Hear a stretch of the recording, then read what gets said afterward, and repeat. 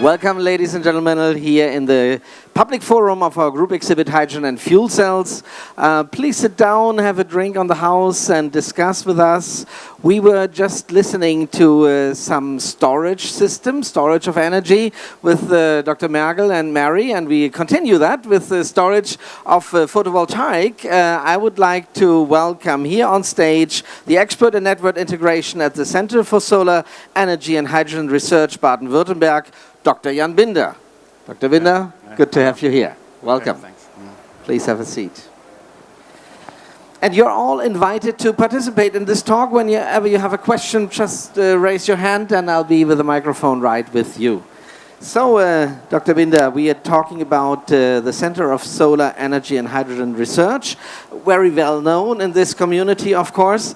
You're doing a lot of research and you're within the new energy technologies, we could say. Right, that's true, yeah. Center of Solar Energy and Hydrogen Research is basically based in Stuttgart and Ulm. 220 people that work there, and we actually have a production line for solar cells, 6 cells, thin film. We have a battery production line in Ulm for lithium batteries. We are consulting in energy scenarios for governments, the local government in Baden-Württemberg and for the federal government. And also we're doing work on PV integration into the network. Yeah. You say you have a production line. You're really producing them, aren't you? Yeah, we're producing solar cells, the 6 cells on a 20 by 20 square.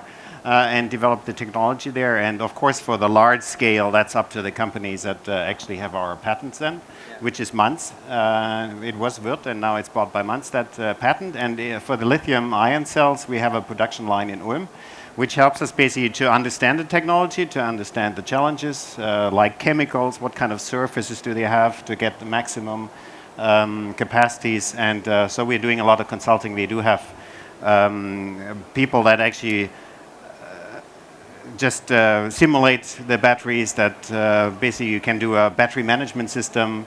We are helping a lot in electromobility. We do have safety tests for the cells. So it's a whole range of consultings that we are offering. There's now at the moment in Germany a large discussion about the energy change, about energy storage. Right. Also in this field, the center is very, very active. You have, you're building together with Sun Fuel, we had here this morning on stage. Okay, solar fuel. Okay. Solar fuel, sorry, yes, right. Solar fuel. You're building together a power-to-gas application. System, yeah, right.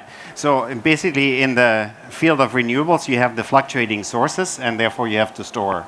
You have to store short-term, from day to night, and you have to store seasonal, basically, from summer to winter.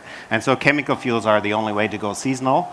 And therefore, of course, the hydrogen research that we have seen before, and going further from hydrogen to methane, which you can store much more easily in the gas network that we have in Germany, where we have a capacity of about 4 months storage, basically.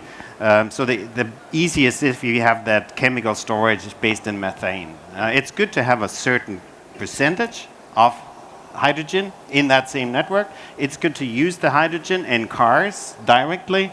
So the future energy system really that was previously driven by fossils, and therefore coal was cheap and the fuels were cheap, is in future driven by electricity. You harvest the sun, you harvest the wind, and you basically get electricity. And so you drive the whole energy system, which then needs heat, and it needs the fuels again, which are not being produced by the fossils. You need to produce them again from the electricity. And of course then what becomes cheap, the first one you get is hydrogen, the next one is methane, and only on the bottom edge you have the fluids. And the fluids will be the most expensive, and therefore it's good to use first the hydrogen, then the methane, whenever you can use it, and only at last, for the heavy trucks, for the flights, you use the solid ones, or the But the most important is to use the electricity when it comes when it's there, into right? being, when it's and there. Therefore, one that's of the most important thing. Exactly, and that's why when we talk about PV and storage, we are saying, okay, breaking this down for the house, what does this mean for a homeowner? Just for an example, we could do the same thing for the industry, but if you just take your own house, you have a single family, you have a duplex, You have some, you have a roof, you have a PV system on top, and you have some energy demand. What's the energy demand at home? You have some electrical appliances, you have a fridge, you have a stove, you have a washing machine, and of course, you need heat, hot water, and you need space heating. Yeah. And so now we are basically thinking, what can we do? PV and storage means not only electrical, it means electrical and thermal storage, basically. And that's what we're basically analyzing. How far can you get? Before we think about storage, we could also think about usage of the electricity. I don't need to use my washing machine at night when everybody has its television on and all the lights are on and my computer is on. I could have my washing machine driven when I'm off to work.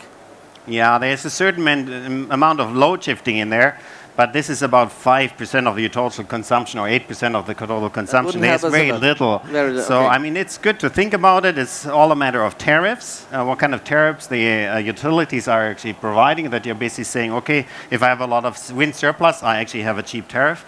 Problem is, who knows that? You would need automatic machines for that, which is not difficult. In times of internet, everything could be communicating. Yeah. Smart, it would be possible. Smart houses, yeah. Mm-hmm. But what the bigger thing is, you actually have to look at your big loads at home, and that's cooking, and that's when you're hungry. It's when you're at home, yeah. you can't shift wait that. For it right, okay. And so the other one is basically heating. The heating is the biggest thing. It could be another player, because it could be my electromobility, you know, which needs a lot of electricity. I can, have my car in the garage and fill it up at night. But at night, there's no sun. Yeah, right. That's the problem with electromobility. You basically need then the plug at work, basically. Yeah. So, I mean, there has been some studies, and ZSB has been part of it, in the Nettelan project, where we basically were just looking at what the impacts are of cars, electromobility on the network. And in fact, what was shown is that you can actually easily, from all the wind surplus, which you have at night, charge the batteries you are having about 40–50% of all needed battery electricity would be possible to supply by surplus wind through the night. It's true, you could do that. It's part of the load shifting, but on the other hand, if you have 1 million cars in Germany, you have about less than 1% of the electricity demand really in Germany that you now start to have load shifting capability. Okay, it's very little really what is going into a battery in a car. Interesting. Compared. Okay. But on the other hand, to stabilize the grid, the batteries in the cars, and that's also part of that research has shown that, batteries in cars can do a lot. Because you have about 20 kilowatt batteries in there, and they can supply 20 kilowatts, and your usual household is using 1 to 2, 3 kilowatts, and so you can stabilize a whole neighborhood by a car battery. In fact, in the States, where the grids are a little weaker, there's a lot of talk about neighborhood batteries, and that have about that size, 20, 40, 50 kilowatt.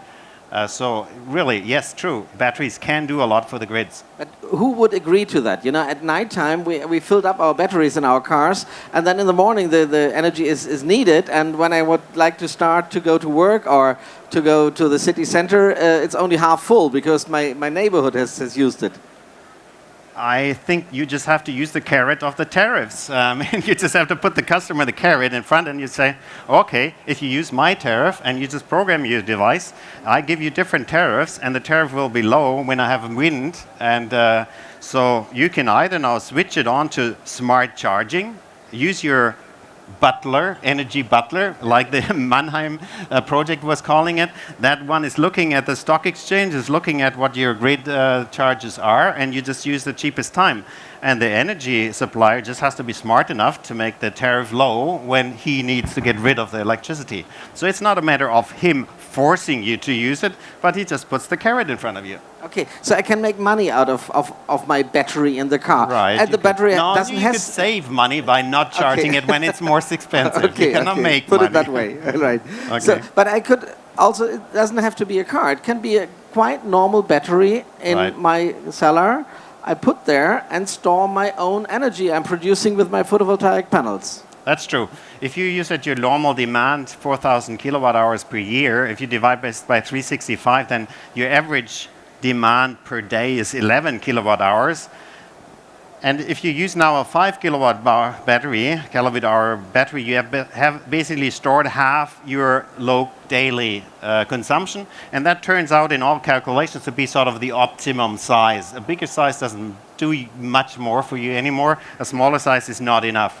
So it means that if you have sort of half of your daily consumption as a storage device, you can now basically during the day charge it on a lot of days, even in Germany, and you can use it at night. And you can actually increase your consumption of your own PV system from about 20 to 30%, which is your average, depending on your consumption habits, to 50 to 60% with a battery. You basically can double your self-consumption. Dr. Binder, as far as I know, people who have photovoltaic panels on their roof, they get a certain amount of money to put the electricity into the grid. Why should they save the electricity within their own storage systems?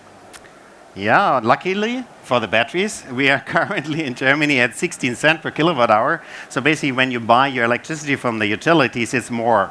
You're at 28 cents currently, so that means that 12 cents from 16 to 28 or 13 cents, that's basically in your own pocket, or not maybe in your pocket, but that pays the battery, or is trying to pay the battery. So already now we are at the point where the batteries can be paid in part by the saving that you have by not paying it to the utility. Okay, but these are all future visions because we only have today.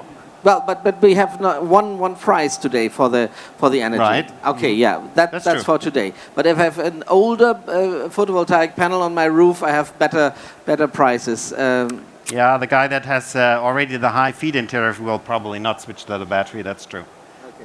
Yeah. So there's still some electricity left. I can't store anymore because my batteries are full. What should I do then with it?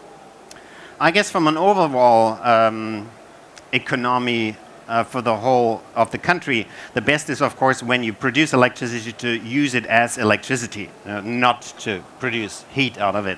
Okay, if you do it with a heat pump, it's okay because you still have a factor of 3 from electricity to thermal heat. But other than that, it's good to just use it as electricity as long as you don't have 100% coverage in your renewables. But of course, we have to think from the future. I was just saying before, our energy system consists of electricity, heat, and fuels for transportation and processes. And if we have to drive the whole system from electricity, we will get sooner or later to the point where we don't have enough renewable production for electricity. And therefore, it's good, of course, if that surplus is happening on my roof, because actually domestic use is only 1/3 of all the electrical consumption in Germany. 2/3 are industry, is services industry, is also transport, and they also need to be fueled in apostrophes, electrified. And so therefore, it is good to have that surplus and actually put it in the grid. Okay.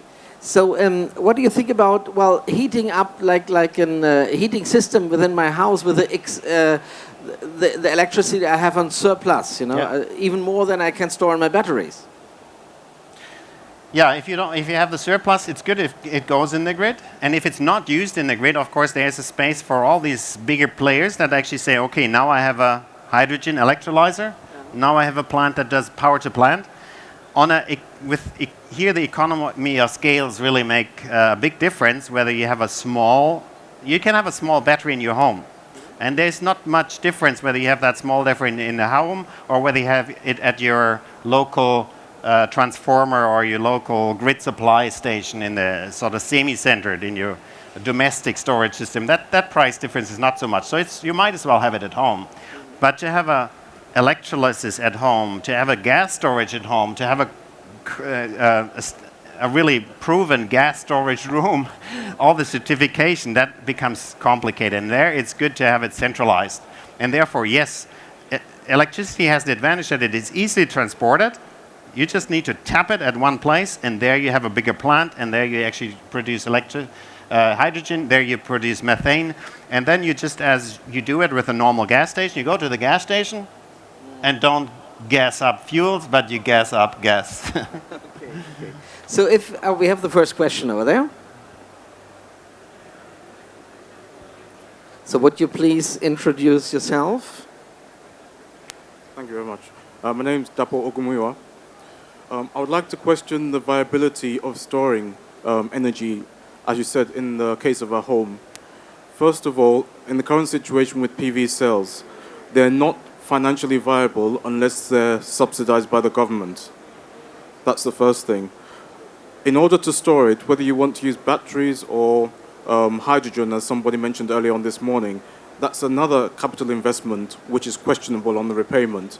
And the third thing is that if you want to use it in appliances, you need other conversion methods. So how do you justify the viability of such projects?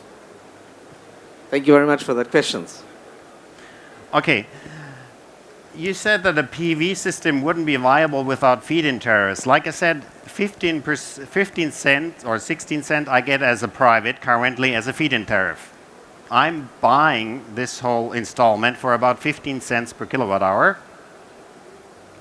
total cost of electricity. I'm paying 28. So even if I had no feed-in tariff, if I managed to use 55% of the electricity myself, I paid it. I don't need a feed-in tariff. You're right, I didn't have the battery in yet. Yeah? So I'm just saying that we are sort of on the verge where it tips, where you can get your PV paid by your own consumption. If I now need the battery to actually get up to the 50%, which I don't need the battery if I use the heating. With the heating, I get to the 50% without the battery. I just make a big tank in my basement, which is cheap. If I use the battery, then I need that delta, yeah, to actually get the rest of it. But if I'm now telling you that the 50% self-consumption, which you basically now get with the heat, it's paid the PV. Every additional kilowatt hour, you pay now the battery from it. Now, the fact is, you're right, with the 15 cents, it doesn't quite work yet. If you do the projection for the next years, it gets very difficult in Germany for 2014 and 15 because now the feed-in tariffs are getting down. It makes it very difficult for the PV, and the battery prices have not been down there yet. But if you go to 2017-18, with battery prices going down to about 300 euros per kilowatt hours, which they are talking about that car companies get that already for electromobility, because there's Daimler, he's going to a company in Korea and saying, my government is saying 1 million cars in 2020, I have 20% market share, and I have 200,000 cars until 2020, I buy your batteries. And they are at that price, that's what I'm told. Okay. And then basically what happens is... Don't agree, but you can continue this discussion right away because we run out of time, I just wanted to say that it basically tips. Yeah, there's a certain point where it tips. We are not there yet. It gets very difficult in between, and after that, it gets very easy. Dr. Binder, it was very interesting talking to you, but we really ran out of time. The next one is already waiting. But you're going to stick together and discuss this item. What we've learned is, well, batteries are a big competitor to hydrogen and fuel cells, obviously. It's a different segment. It's short-term and long-term storage. Okay, for long-term storage, is maybe hydrogen the better solution. Okay. Also in your eyes, Dr. Binder, it's good to hear. Very good. Thank you very much for this discussion here. Thank you very much for your interest, and I would like to give Dr. Binder a great hand. Thank you very much. Okay, thanks a lot.